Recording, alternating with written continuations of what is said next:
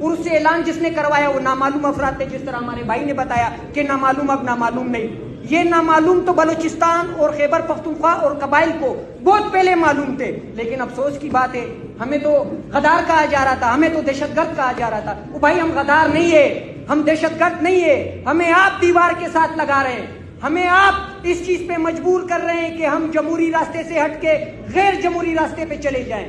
ہم ایک منظم جو مزاحمتی ایک تحریک ہوتی ہے سیاسی طریقے سے اس کو چلانے کے بجائے پہاڑوں پہ چڑھ جائے. لیکن نہیں، یہ 2024 ہے، یہ پی ٹی آئی کے ورکر ہے. جس طرح عمران ریاض نے کہا تھا نا، یہ کوئی ان پڑھ جاہل نہیں ہے، یہ آپ سے میدان میں مقابلہ کریں گے، سیاسی انداز میں مقابلہ کریں گے. اگر ہمارا لیڈر نہیں تھک رہا ہے نا تو ہم اس کے کارکن ہیں.